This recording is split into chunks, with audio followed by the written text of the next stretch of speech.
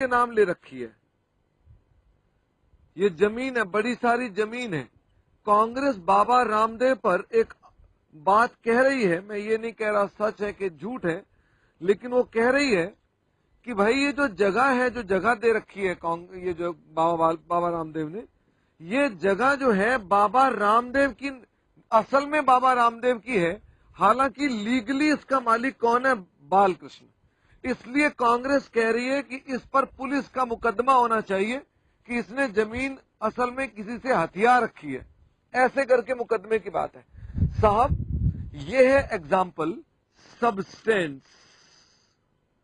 Over form. Form का मतलब होता है लीगल। कानून की नजर में तो मालिक है बालकृष्ण, लेकिन सबस्टेंस कहता है, सच ये है कि मालिक कौन है उसका? बाबा रामदेव। इसे बोलते हैं सच के साथ देना। इसका मतलब हमारा एएस कहता है जिन अकाउंटिंग पॉलिसीज में सच छुपा हुआ है उसका ही साथ देना चाहिए, औरों का साथ नहीं देना चाहिए। तो इसका मतलब, जैसे मैं आपको और बताता हूं, ये देखें साहब, ये मैं हूं, आपको पहचान में आ रहा है? ये मैं हूं और मैं आपको कह रहा हूं कि साहब मेरे साथ क्या हुआ, मैंने खरीदी कार।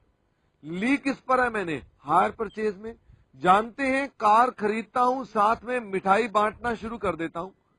मैं लोगों को मिठाई बांटना, लड्डू बांटना शुरू कर देता हूं, लेकिन मैं कार का मालिक नहीं होता। मालिक कौन होता है?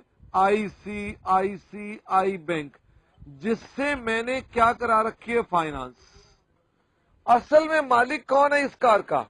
ICICI bank. लेकिन मैं फिर भी कहता हूं कि असल मालिक हम हैं, इसलिए हम कार की अपनी बात करते हैं। तो मेरी बात को फिर सुने। अगर मान लीजिए कोई आपसे पूछे कि साहब ये कार आईसीआईसी बैंक असल मालिक है और प्रवीण सर ने ले रखी है, तो कौन इसको बुक्स में रिकॉर्ड करेगा? तो प्रवीण सर रिकॉर्ड करेंगे, क्योंकि रियलिटी में, सच में उन्होंने ही गाड़ी खरीदी है, इन्होंने फाइनेंस कर रखा है। इसलिए आप हमेशा किसको देखते हैं? आप इसके अंदर हमेशा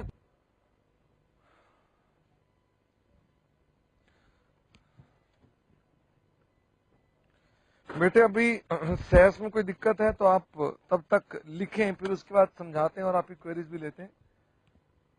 तो ये फर्स्ट सेकंड लिखा हमने, तो एक काम करते हैं, इसका नंबर कर देते हैं 1, का नंबर कर देते हैं 2, और इसका नंबर कर देते हैं 3। लिखिए इसके अंदर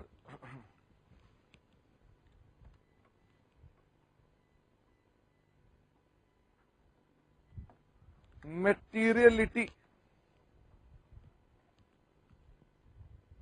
मेटीरियलिटी लिखिए इसके अंदर। It means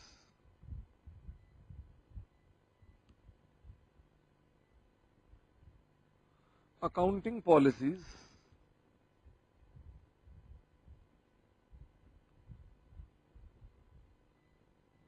should be framed for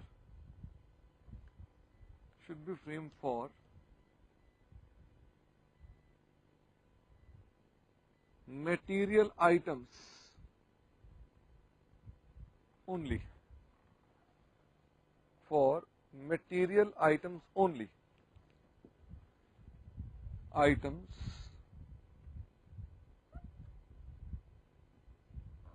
which are not material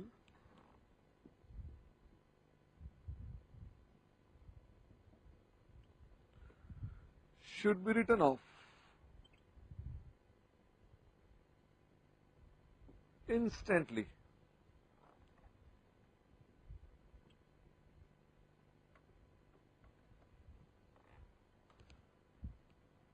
For example,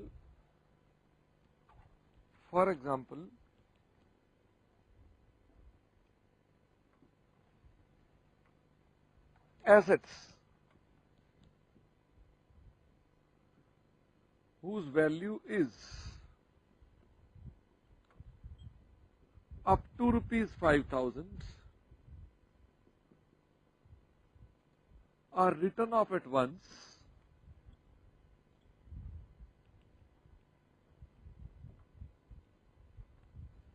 Hence,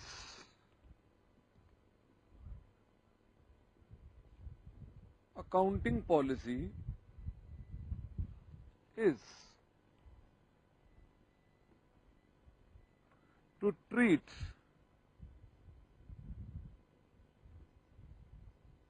material value of assets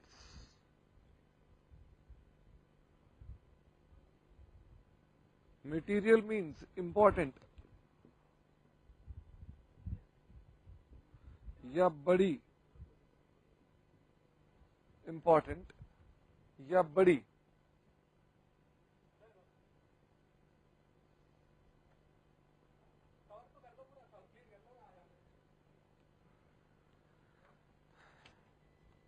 हम अभी एक बात और लिख लेते हैं ताकि शायद तब तक सेस चल पड़े, फिर मैं उसके बाद ही समझाऊंगा क्वेरीज के साथ। आगे लिखेंगे पॉइंट नंबर 5। बस खत्म बेटे खत्म, आखिरी पॉइंट हम ये लिखेंगे और फिर उसके बाद समझ लेंगे इनको। तो लिखें इसके अंदर आखिरी पॉइंट में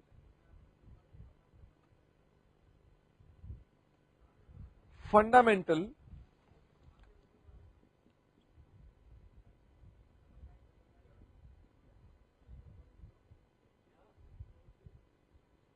accounting assumptions, fundamental accounting assumptions।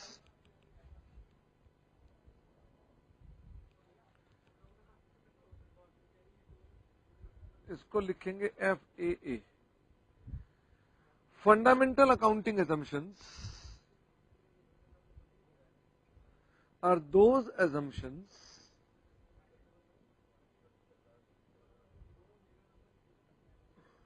which are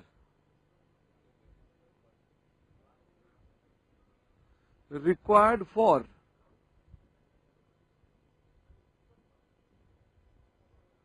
preparation of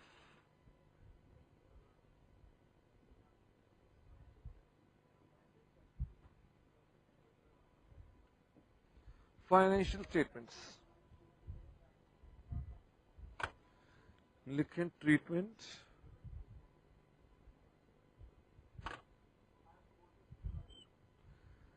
fundamental accounting assumptions should not be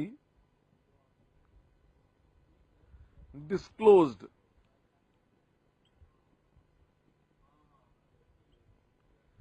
if followed by entity। FAA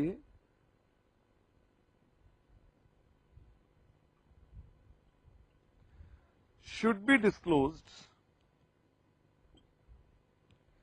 if not followed, if not followed।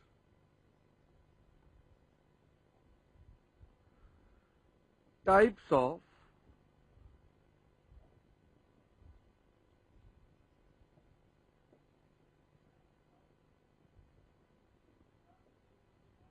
fundamental accounting assumptions।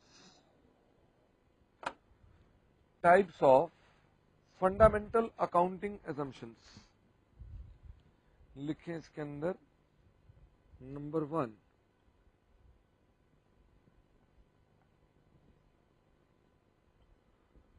going concern। It means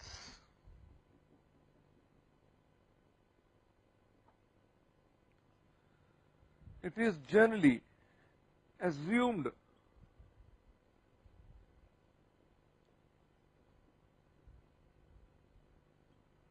that business will continue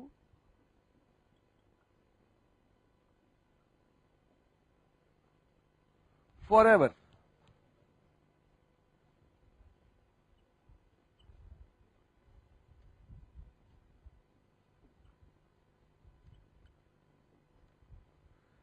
and there is no necessity to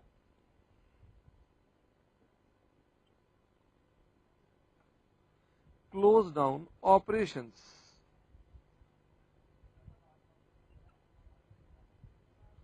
To close down operations.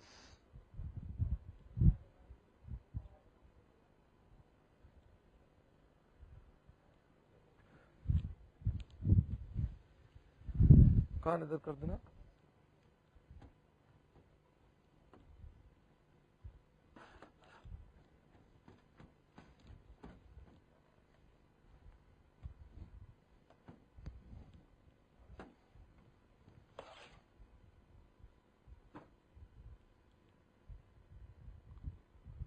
दूसरा point,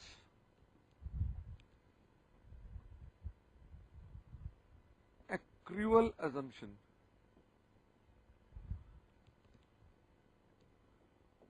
It means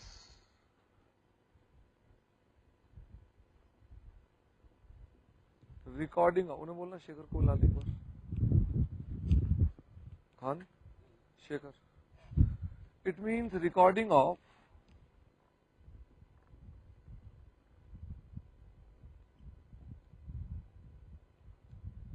income and expenses on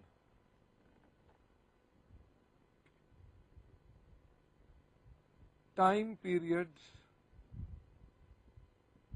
basis.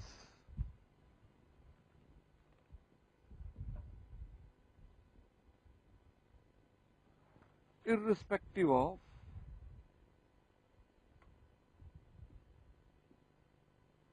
actual payment oblique receipts. खत्म. बस तीसरी assumption लिखेंगे. बस तीन ही हमारे पास total assumptions है.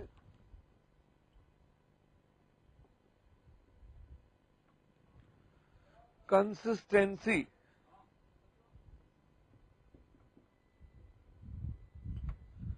It means that all accounting policies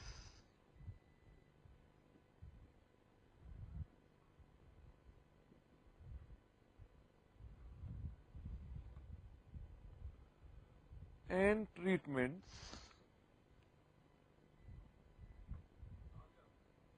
will be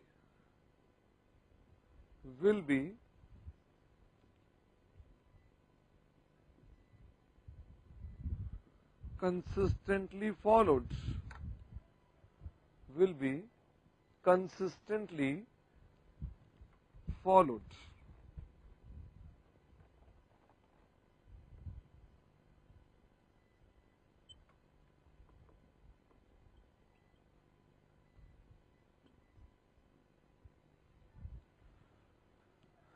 Summary of AS.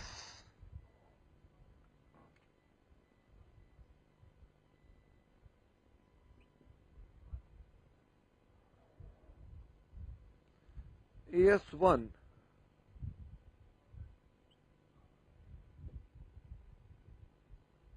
accounting policies, fundamental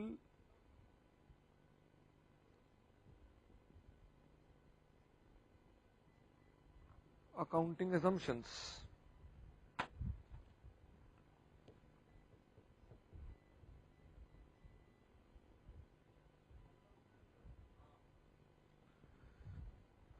Disclose at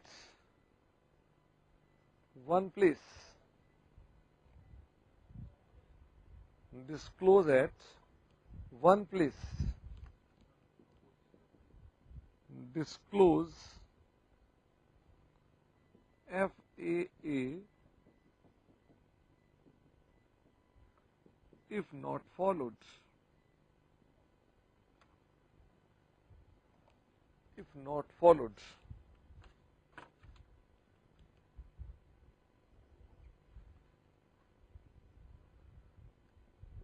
Meaning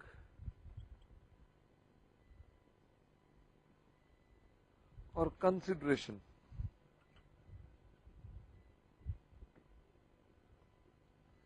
Accounting principles, methods of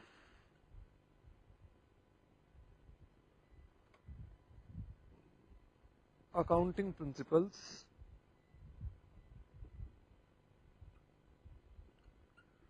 followed for preparation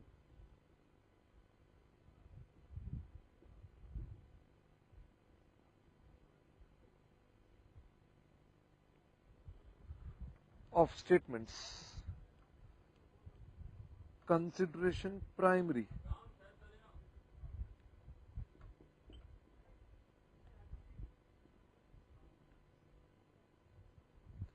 True and fair view.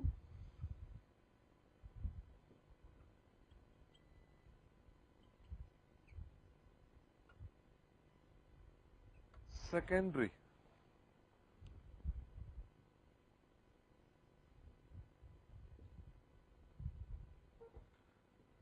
Substance over form.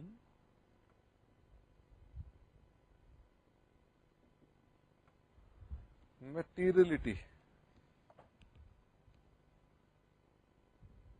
Fundamental accounting assumptions.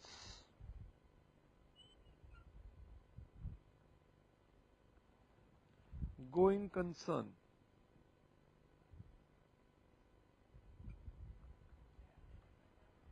Accrual.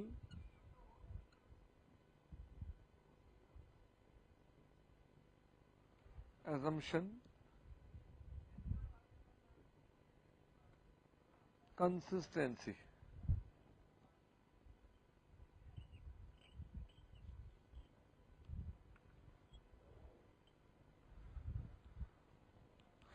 Cess बेटे चल पड़ा है और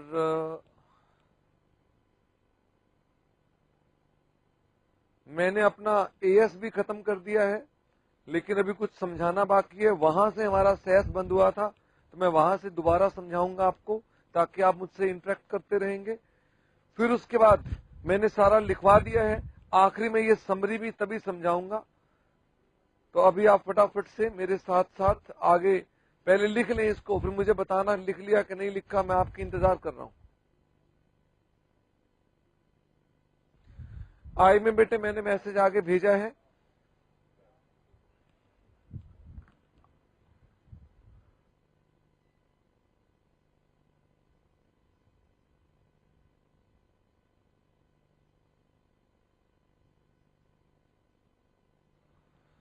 हाँ जी बेटे, अंबाला सैस is okay, Chandigarh ji बिल्कुल ओके, जोधपुर ने भी। जोधपुर तुम तो कमाल करते हो नालायक, लिखने में तो फटाफट काम कर लेते हो। सर चिपकाना ही तो होता है, दिक्कत छोड़ना, उसके अंदर फटाफट चिपका लेते हैं। तो लो, अब मैं आपको बताता हूं कि अब हम आगे चलेंगे। हाँ जी गिरीश पाक, मुझे आपके मैसेज मिल रहे हैं। गिरीश पाक ने कहा है सर आप तो डॉन हैं। मैं डॉन नहीं हूं भाई। आईएम में सुबह से दिक्कत, पहली क्लास से दिक्कत चल रही जिटर्स की, उसको चेक किया आपने? हाँ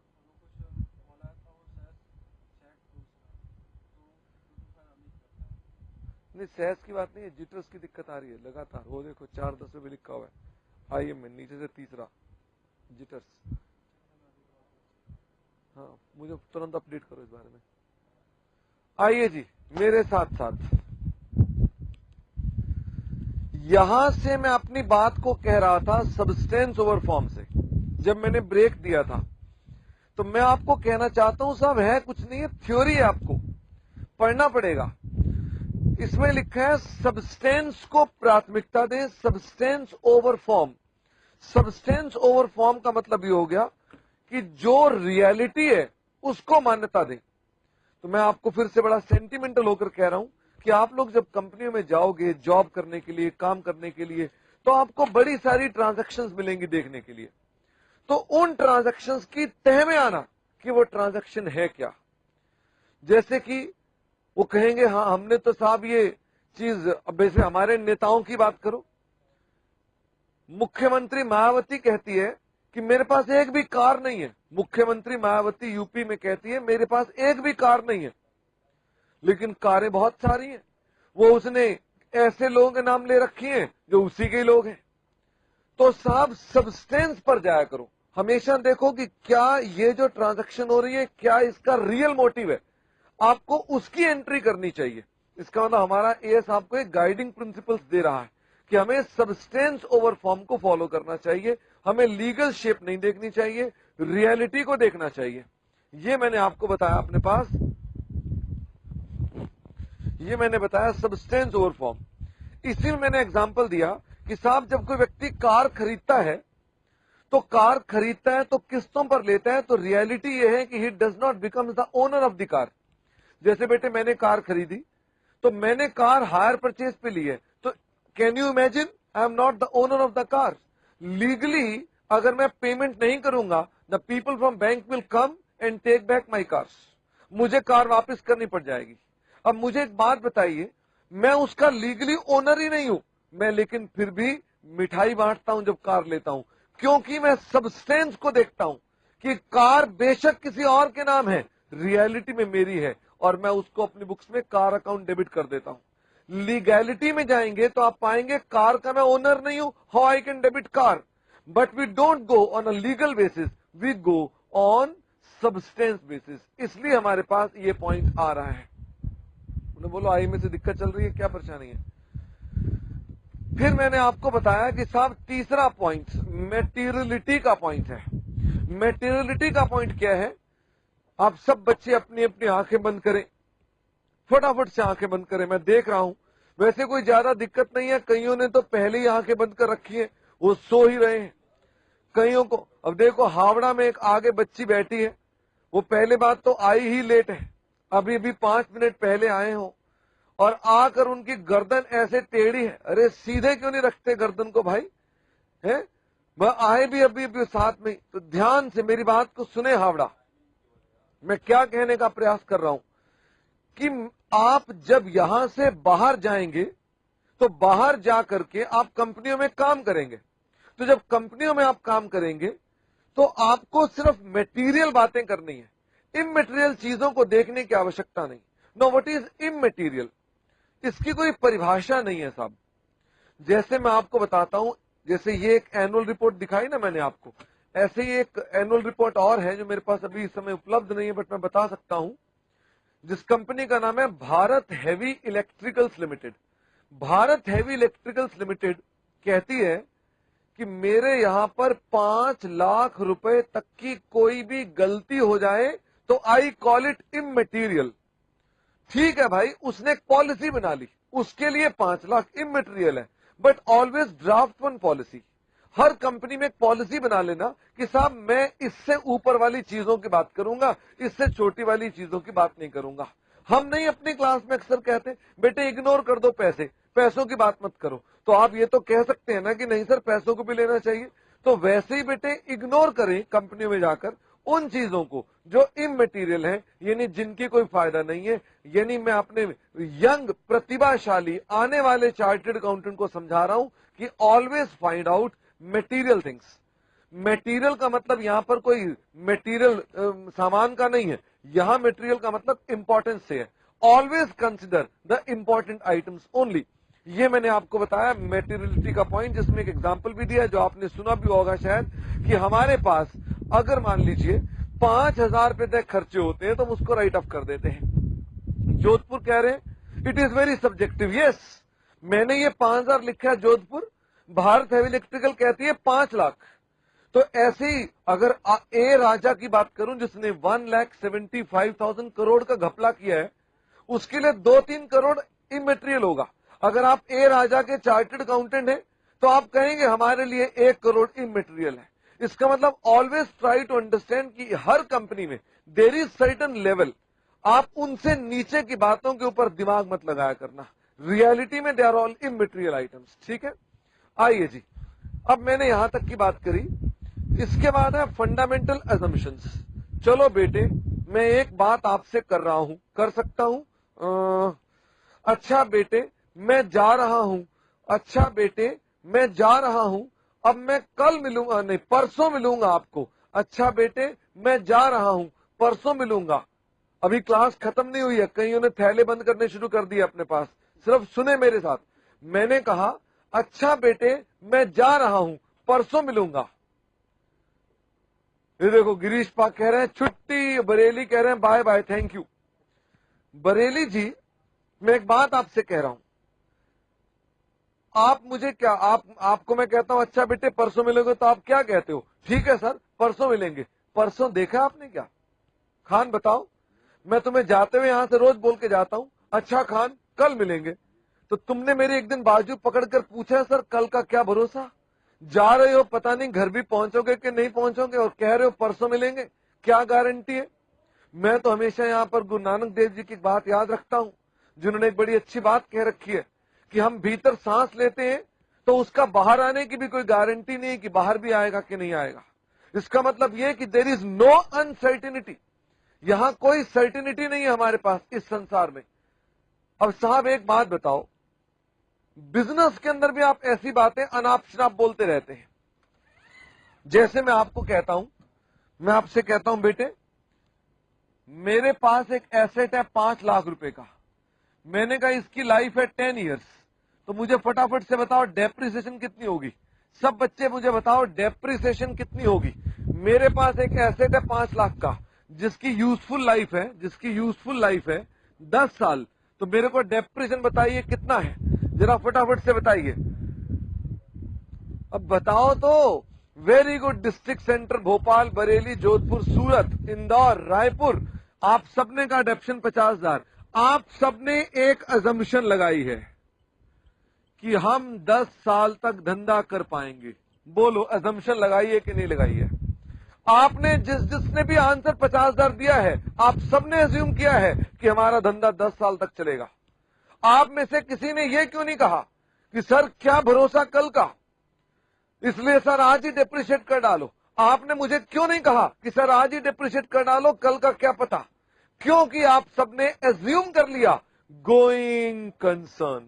आप कह रहे हैं सब चलता रहेगा, धरती भी चलती रहेगी, हम भी चलते रहेंगे, धंधे और व्यापार भी चलते रहेंगे, hence that is called going concern.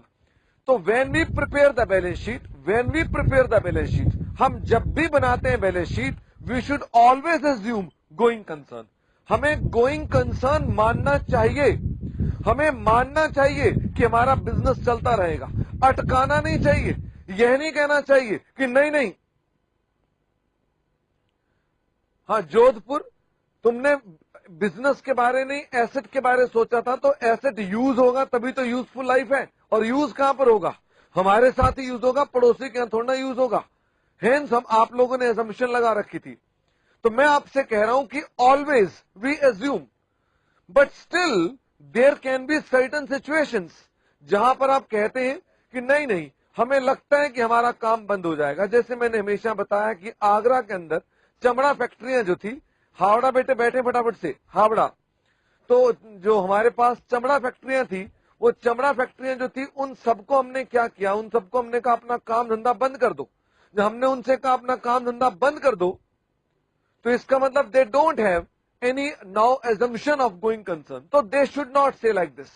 For example मैं आपसे अगर कहता हूं कि किसी बिजनेस के अंदर यूजफुल लाइफ 10 साल है, बट ये कंपनी चलेगी सिर्फ 5 साल तक, ये कंपनी चलेगी सिर्फ 5 साल तक, तो आप जानते हो कहोगे फिर जब कंपनी 5 साल चलेगी तो यूजफुल लाइफ कितनी हो गई हमारे पास? 5 साल हो गई। हेंस अपने पास आप इसको 50,000 के स्थान पर 1 लाख से यानी 1 लाख रुपए डेप्रिशिएट करेंगे। तो बेटे हमारे पास हमेशा फॉलो की जानी चाहिए ये अजम्पशन कि हमारा काम धंधा फॉलो होता रहेगा। एंड इफ यू नो कि आपका काम धंधा फॉलो नहीं होगा, तो फिर आपको उसके हिसाब से सवाल का आंसर निकालना चाहिए। ये हमारी एक अजम्पशन है। दूसरी अजम्पशन है एक्रूअल अजम्पशन। ये आपने खुद मुझे अभी आंसर दिया, अब देखना आप इसका भी आंसर दोगे, आपको पता भी नहीं चलेगा और आप ये अजम्पशन लगा दोगे। सब बच्चे मुझे बताएं कि मैं फाइनल अकाउंट्स के एक क्वेश्चन की बात कर रहा हूं कि ये मेरे पास ट्रायल बैलेंस है, यहां लिखा हुआ है वेजेस 1 लाख और नीचे लिखा है वेजेस आउटस्टैंडिंग ₹5,000। मुझे फटाफट से बताइए प्रॉफिट एंड लॉस में और बैलेंस शीट में क्या क्या इफेक्ट होगा, जरा फटाफट से आंसर दें, जल्दी से बताएं बेटे कि मेरे पास प्रॉफिट एंड लॉस में माने ट्रेडिंग प्रॉफिट एंड लॉस में वेजेस कितने लिखूं? 1 लाख का खर्चा ट्रायल में है, वेजेस आउटस्टैंडिंग 5,000 है, तो मुझे बताएं कितना लिखूं मैं? 1,05,000। और दूसरी बार बैलेंस शीट में लिखूंगा वेजेस आउटस्टैंडिंग 5,000। इसकी एंट्री डबल एंट्री हो गई 2 जगह, और 1 लाख की एंट्री 1 लाख यहां पर हो गई। अब मैं आपसे एक बात पूछ रहा हूं, आपने वेजेस आउटस्टैंडिंग की ट्रीटमेंट 2 बार कर दी, क्या आपने एक अजम्पशन नहीं लगा दी एक्रूअल की? मैंने कब कहा था आपको कि हम एक्रूअल बेसिस फॉलो कर रहे हैं? हो सकता है हम कैश बेसिस फॉलो कर रहे होते। अगर हम कैश बेसिस फॉलो कर रहे होते फिर तो ये असम्पशन नहीं लग सकती थी, बट आपने एज्यूम कर लिया कि अगर सर कुछ नहीं कहते तो एक्रूअल असम्पशन होगा। जैसे बेटे ये रिलायंस की बैलेंस शीट में कुछ भी नहीं लिखा हुआ, तो आप क्या एज्यूम करेंगे कि इन्होंने क्या कर रखा होगा? एक्रूअल सिस्टम फॉलो कर रखा होगा। एक्रूअल का मतलब होता है खर्चों को या इनकम को समय के हिसाब से रिकॉर्ड करना, चाहे पेमेंट हुई है चाहे पेमेंट नहीं हुई है। ये होती है एक्रूअल असम्पशन। जोधपुर बेटे मैं तो आपको सिर्फ असम्पशन की बात करी है कि आप कहते हैं 10 साल में मशीन को राइट अप कर देंगे। क्या गारंटी है 10 साल? मशीन की लाइफ 10 साल है, हमारी लाइफ 10 साल है, ये गारंटी क्या मुझे बताइए? आप कह रहे हैं जी मशीन की लाइफ 10 साल है, लाइफ की गारंटी आप 1 मिनट की भी नहीं दे सकते। आप कह रहे हैं जी 10 साल तो चलेगा ही ना, कहां चलेगा 10 साल? कोई भी गारंटी नहीं 10 साल की। इन्हें बोलना बाइक में कोई दिक्कत बता रहे हैं बच्चे। कंसिस्टेंसी, कंसिस्टेंसी ये भी असम्पशन है, ये भी असम्पशन है। मैं आपको कह रहा हूं these are all followed by everybody, ये सभी लोग फॉलो करते हैं। मैं आपसे कह रहा हूं जरा मुझे फटाफट से एक एसेट अकाउंट बनाकर दिखा दो। 1 लाख रुपए है, 10% की डेप्रिसिएशन WDV की लगानी है। जरा मुझे फटाफट से एसेट अकाउंट बनाकर दिखाइए। आप फिर से एक असम्पशन लगाओगे, आपको पता भी नहीं चलेगा, आप एक असम्पशन लगा दोगे। 1 लाख का एसेट है, पहले साल की डेप्रिसिएशन 10,000, पहले साल का बैलेंस CD 90,000। अब मुझे बताओ अगले साल का बैलेंस BD कितना हो गया? 90,000। सब बच्चे मुझे बताएं अगले साल की डेप्शन कितनी होगी? फटाफट से बताएं अगले साल की डेप्रिसिएशन कितनी होगी? Very good. आगरा, कटक, जनकपुरी, रायपुर, बठिंडा, बीकानेर, बरेली, कोटा, सब ने आंसर दे दिया 9,000। सभी कह रहे हैं 9,000। ये बताओ हाउ डू यू नो, आपको कैसे पता चला कि डेप्शन का रेट 10% सेकेंड ईयर में भी है? बताओ जरा। मैंने तो आपको कहा था डेप्शन का रेट 10% है, सेकेंड ईयर में भी 10% है, ये आपको कैसे पता चला? जरा फटाफट से, हाँ पूना सब कुछ चल रहा है, जरा फटाफट से पूना आंसर भेजो। What you thought, what you assumed, what you assumed for this? You assumed कि whatever has been the policy over here will be continued over here. This is called your again assumptions। और ये गलत assumption नहीं है, everybody assumes like this, there is nothing wrong in that। इसका मतलब ये all the people take the assumption कि consistently एक चीज चलती रहेगी, और यही हमारा AS कहता है कि साहब जो आपकी फंडामेंटल assumptions है ये चलती रहेंगी। यहां एक ट्रीटमेंट लिखा हुआ है, फंडामेंटल assumption अगर आप फॉलो नहीं करते हो तो आपको नोट देना पड़ेगा, फिर डिस्क्लोज करना पड़ेगा, अन्यथा डिस्क्लोज करने की आवश्यकता आपको नहीं है। जोधपुर यही तो मैं कह रहा हूं कि जब आप मशीन को 2 साल में राइट अप करते हैं तो बिजनेस की लाइफ 2 साल थोड़ना है, पता नहीं 10 साल है, 2 साल है कि 1 दिन है। आप 2 साल राइट अप करते हो मशीन को, हाउ डू यू नो कि 2 साल बिजनेस चलता रहेगा? यह भी तो हो सकता है मैंने कार खरीदी 2 दिन बाद धंधा बंद हो जाए। हाउ कैन यू से कि बिजनेस 2 साल, मैंने मशीन अगर लाइफ बोली है 2 साल तो 2 साल बिजनेस चलता रहेगा, but still you depreciate the asset in 2 years by making the assumption that we are following going concern assumption. Hence we all assume the going concern assumption. There is nothing wrong in that. अच्छा, भोपाल अभी दिखाते हैं। अब जरा फटाफट से देखें, this is what you have learned from me today. This is what we have learned today. जरा मेरे साथ साथ इस पर कान फोकस करो, यहां पर आओ। सिर्फ इतना सा सिखाया है, ये आपके दिमाग में छप जाना चाहिए। AS1 में मैंने कहा कि अकाउंटिंग पॉलिसीज को एक जगह पर दिखाएं। क्या ये बात याद है कि भूल गए हैं? जल्दी से बताओ, क्या आपको ये बात याद है कि accounting policy should be disclose at one place? Yes. Accounting policy का मतलब क्या था? अकाउंटिंग प्रिंसिपल, उसके method used in preparation of statements, और इसकी कंसिडरेशन क्या थी? True picture. सेकेंडरी में ये तीन चीजें थी, बस, और तो कुछ नहीं बताया। और फंडामेंटल एजम्पशन क्या थी? जो हम एज्यूम करते हैं, इन्हें डिस्क्लोज करने की आवश्यकता नहीं, तभी डिस्क्लोज करो अगर फॉलो नहीं कर रखी, और वो तीन एजम्पशन होती हैं, ये तभी डिस्क्लोज की जाती हैं इफ नॉट फॉलोड। जैसे मैं कैश बेस पे अकाउंट फॉलो करता हूं, तो कैश बेस पे अगर हम काम करते हैं तो हमें नोट देना पड़ेगा। अगर रिलायंस इंडस्ट्रीज कैश बेस पे काम करती तो इसके अंदर नोट लिखा मिल जाता कि ये कैश बेस फॉलो करती है, लेकिन ये एक्रूअल बेस फॉलो करती है, इसका नोट नहीं मिलेगा मुझको। हेंस अगर आप एक्रूअल पे काम करते हैं तो we don't give any notes. Rohtak materiality का मतलब होता है कि हम इमटेरियल चीजों को रिपोर्ट नहीं करेंगे, सिर्फ मटेरियल चीजों को रिपोर्ट करेंगे। इसलिए जो इमटेरियल चीजें हैं उनको हम प्रॉफिट एंड लॉस में डालते जाएंगे, हमारे लिए उनकी कोई अकाउंटिंग पॉलिसी नहीं है। इसके अलावा लखनऊ कह रहे हैं सर सब्सटेंस ओवर फॉर्म का भी लिखा नहीं है। लो भाई खान, ये चीज बच्चों ने लिखा नहीं है, जरा फटाफट से दिखा दीजिए। सूरत बेटे, अकाउंटिंग पॉलिसी क्या? अकाउंटिंग पॉलिसी का मतलब होता है अकाउंटिंग ट्रीटमेंट। हम एक ट्रीटमेंट करते हैं ना अकाउंट्स के अंदर कि ये चीज को डेप्रिशिएट कर दो, इसे डेप्रिशिएट नहीं करो, उसको बोलते हैं अकाउंटिंग पॉलिसीज। ठीक है सूरत। मोहाली, प्रूडेंस का मतलब होता है कंजर्वेटिज्म, जो बचपन से पढ़ते आए हैं कि आप कंजर्वेटिव हो, अपने पास आप इनकम्स को बुक ना करें, खर्चों को बुक करना शुरू कर दें। खर्चों को हमेशा ज्यादा बुक करें, इनकम को बुक करते वक्त घबरा जाएं, नहीं बुक करना है आपने। गुड़गांव इमटेरियल और नागपुर इमटेरियल का मतलब होता है छोटा। इसका मतलब जो छोटी छोटी चीजें हैं उनको राइट ऑफ कर दें, डोंट से। जैसे फॉर एग्जांपल बेटे, मैंने खरीदा एक मान लेते हैं मैं हट जाता हूं दिखा दो। मैंने खरीदा बेटे अपने पास एक कैलकुलेटर 5,000 रुपए का, तो मैं उसे एक ही बार में राइट ऑफ कर दूंगा। मैं जब उसे एक ही बार में राइट ऑफ कर दूंगा, क्योंकि मेरे लिए वो छोटा सा अमाउंट है, बोलूंगा राइट ऑफ कर दो। इसका मतलब हम उतने अमाउंट को राइट ऑफ कर देते हैं। चंडीगढ़ बेटे, एक्रूअल का मतलब होता है जो आप अपने प्रॉफिट एंड लॉस आउटस्टैंडिंग को रिकॉर्ड, जिसे आप मर्केंटाइल बेसिस बोलते हैं। आगरा याद है आपको?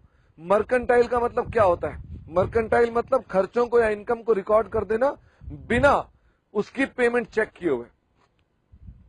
रोहतक बेटे, कहां से दिक्कत आई आपको?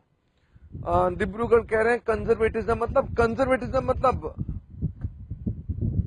अच्छा, मैं अभी चेक कराता हूं बेटे, वॉल्यूम की बात करता हूं। हाँ जी गुवाहाटी, मैं 1 मिनट बेटे चेक करता हूं, जरा एक बार रुक जाओ, मैं एक बार फिर से देखता हूं कुछ वॉल्यूम।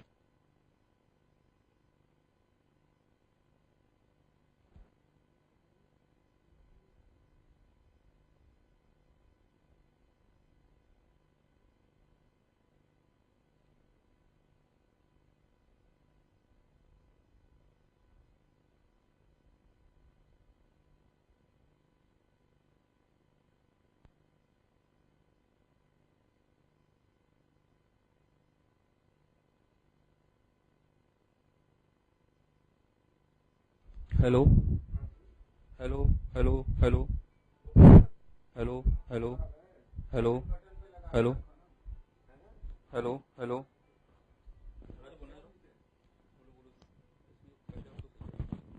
वो दूसरे वाले चैनल पर डालना।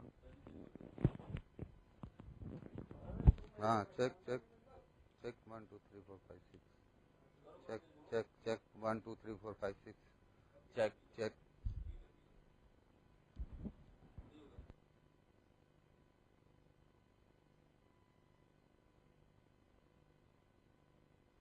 Check 1 2 3 4 5 6 hello check check check check 1 2 3 4 5 6 hello check check check check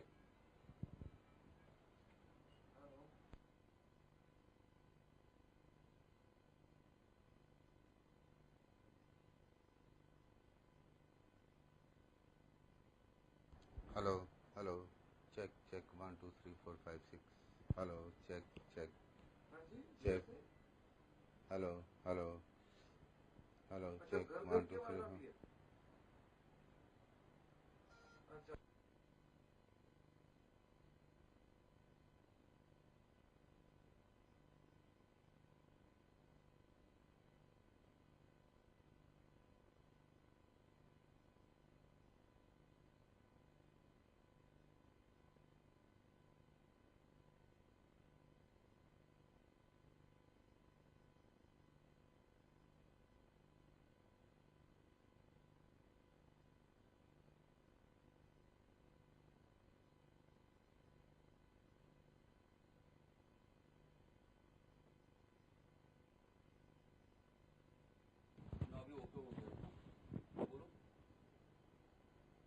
hello hello. बेटे चेक करें जरा, अब मुझे मैसेज मिला कि घर घर की आवाज आ रही है। अब क्या ऐसी कोई आवाज है? अब बिल्कुल ठीक है। चंडीगढ़ कह रहे हैं नॉट ओके, सत्य निकेतन कहते हैं ओके। अब मैं किसकी बात मानूं, चंडीगढ़ की या सत्य निकेतन की? नालायकों, एक बच्चा भी ठीक से नहीं आंसर दे सकता, फिर कह रहे हैं हमें होशियार बोला करो। कहां से होशियार बोला करूं तुम लोगों को मैं? और चंडीगढ़ बताओ, नॉट ओके का ओके हुआ कि अभी तक नॉट ओके लिखते रहोगे क्या? ये देखो, ये आवाज है ना, ये आवाज है। हाँ, वॉल्यूम।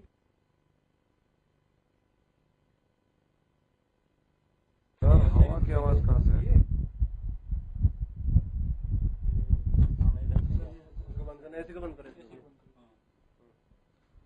हाँ, अब देखो, अब आ रही है क्या?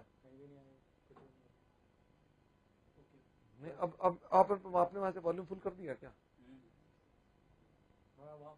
अच्छा, फैन की हवा आ रही है, फैन की हवा आ रही है सर। कैसी बातें कर रहे हो? ये फैन चल रहा है। वो इशू सर, एक मिनट सर, ये सर वही है।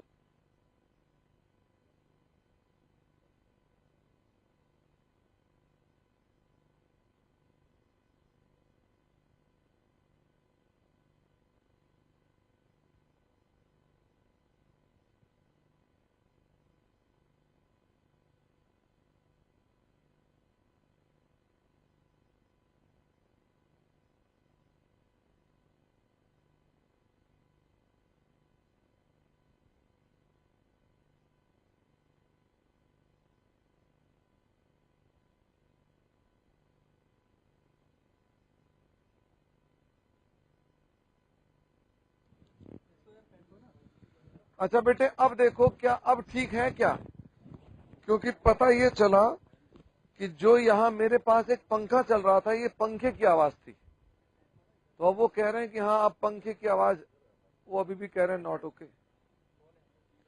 District centre, Gurgaon, Girish park, IMA, Jind, camp, Moga, Lucknow, Guwahati, इतने कह रहे हैं नॉट ओके। आप कह रहे हो जी नहीं, गलत कह रहे हैं वो। भाई कौन है भाई, कैसी कैसी बात करते हो?